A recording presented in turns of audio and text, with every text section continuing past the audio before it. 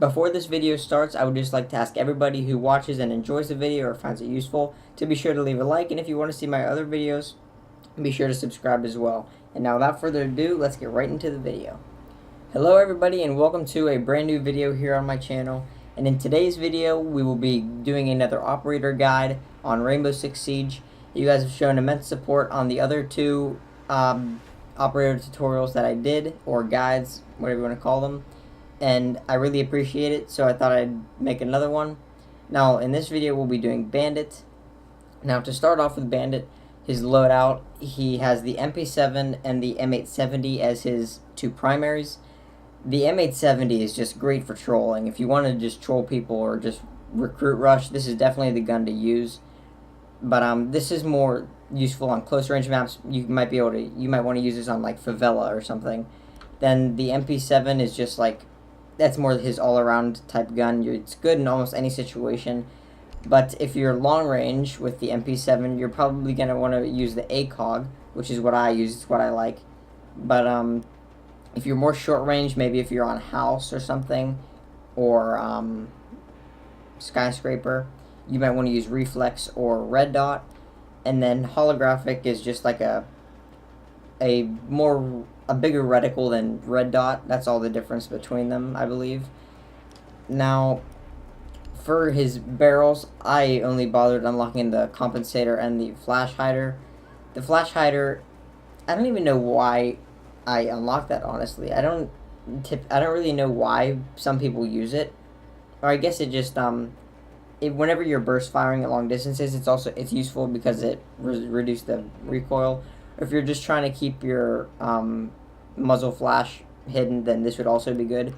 But the compensator is what I usually go with. It reduces the recoil spread over time for rapid firing. And I'm usually, whenever I'm getting kills, I'm all caught up in the moment, so I'm just rapid firing. And I'm sure that's what a lot of other people do as well, unless you're like a pro player. In that case, I don't even know why you're watching the video, but thanks, Doug. And so I use this a lot. I think it's just more useful for my playstyle. Then the muzzle brake reduces the overall weapon kick of single shot firing. Whenever you're single shot firing, you're typically really long range, so you'd also be using the ACOG. You'd have the nice sight there. And then the suppressor, it damages weapon sound at the cost of weapon damage. This is for if you're just trying to stay hidden or whatever, if you're trying to play like a passive game. And then down here on the underbarrel, it's just laser sight. I don't think that you should use laser sight unless you're just going to do like a hip fire challenge or whatever, because I just think it gives away your position, and I don't really think that that's very useful at all. Now, these are just the camos that I use. I use the Arctic camo, if you're wondering. Then, for his secondary, he either has the P12, or no, it's only the P12, I believe. Yeah, it is. And now, for his attachments, his barrel, he either has dampens the weapon sound of, or suppressor is what it is, and it's the same as the other time. And then there's a muzzle brake, reduces the overall weapon kick of single shot firing. I honestly don't know why I have this. I'm going to go and unlock this. That's probably the best bet for the pistol, seeing as how you can't automatic fire with a pistol. You're just single shot firing all the time. So that'll just reduce the weapon recoil over time. Or not over time, but like every shot. And then the underbarrel is laser again. Don't really think that laser is useful. Now, he also, his gadgets, he has barbed wire or nitro cell. Customization. Oh, I didn't mean to click it, but that's just activate. To the barbed wire be more useful on a map whenever you're trying to, like, maybe if you're in a close hallway where there's only one place that they can come through, and you want to put the barbed wire down so you can hear them a bit better, give you a nice audio cue. Or the nitro cell, if you're gonna maybe roam, maybe if you're gonna go up to the top floor on house and throw a nitro cell out the window, or throw it on one of the hatches to get through the hatch on any map, that is.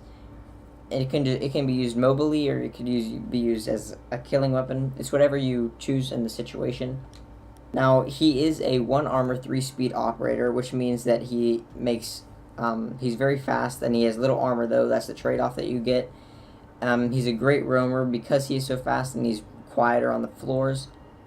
But you have to make sure that you're not getting in the gunfights with the people that are more tanky and still have good weapons, kind of like Fuse, because if you're just hitting him low on the body, he might have the advantage there, seeing as how he's a bit more armory tanky.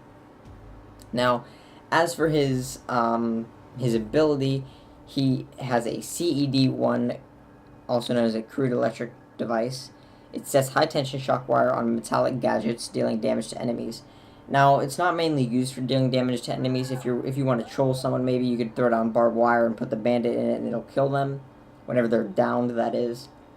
But its main purpose is to go against walls to keep people from breach charging, or not. Well, yeah, breach charging or thermite gadgeting. That's the main purpose of Bandit. He's to stop people from breaching in to the OBJ or wherever. To demonstrate Bandit's shock wire, I will now show you a clip of me doing it in a custom game. It's not going to be in a public game because it's just as useful to see it in a custom as it is in a online game, because it's just the same thing. So I'll play that clip for you right now. Secure the bombs.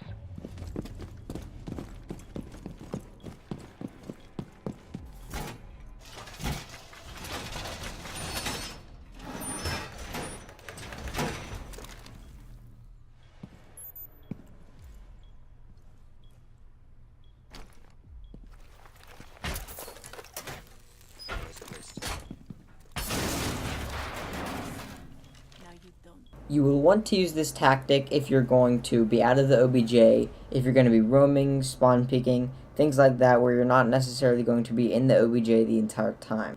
Now, I will roll another clip for you showing what you should do if you're going to be in the OBJ with Bandit shock wires, and if you're going to be monitoring mirror windows in the places that thermite will probably be wanting to breach in.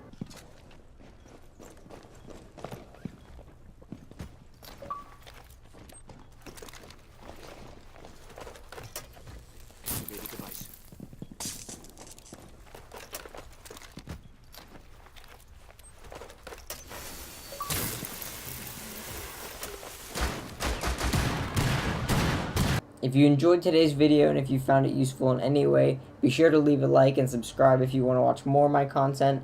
I try to post the best stuff that I can, and whenever there's nothing good to post, I usually don't post, if that's why you're wondering that I haven't been posting. But every time that I do have something to post, I will post it, because I try and be as frequent as I can.